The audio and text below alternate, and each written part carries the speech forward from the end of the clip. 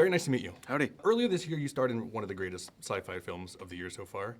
Now you're about to start another one. What attracts you initially to a project? The story, the character. Is there something there that I haven't done before? Or is there something that I can explore that really ignites my imagination?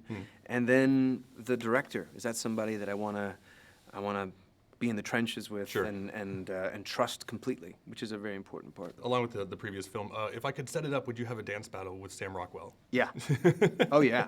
Although he's got some real moves. He's got the footwork. I got the hips. What's the question that people keep asking you that you just can't answer yet? All of them. All of the questions are not answerable questions that have anything to do with what happens in the movie. But just a week left. Yeah. All will be revealed. It will be there. Looking back to the original trilogy, is there a scene that is just absolutely your favorite? Yeah, I think when the helmet comes off of Darth Vader in Return of the Jedi, and you see that he's just this sad, vulnerable, beat-up guy underneath all that, with these very sad eyes, watery eyes. It was just a stunning moment. Yeah. You know, it is such a great allegory, I think, to how we look at our parents and that transition when you realize they're not these gods. They're just, you know, like they're just humans trying to figure it out too. Yeah. That made a big impression.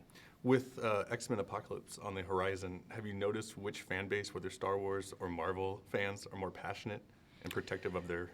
No, I think there's just as much passion on both sides. I think the difference with Star Wars is these are new characters, so there's no expectations whatsoever. You know, everyone's just eager to see what it is. Yeah.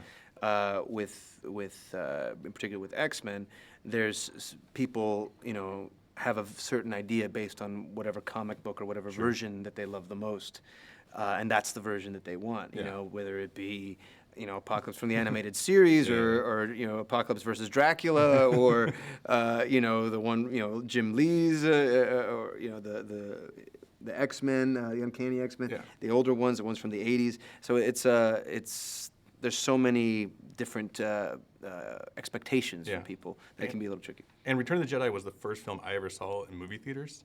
What's the first film you ever saw, and do you still love it? First movie that I ever saw in the movie theater? Yep. Return of the Jedi. Perfect. Makes us friends now. Yeah. Pleasure to meet you. That's amazing. Yeah.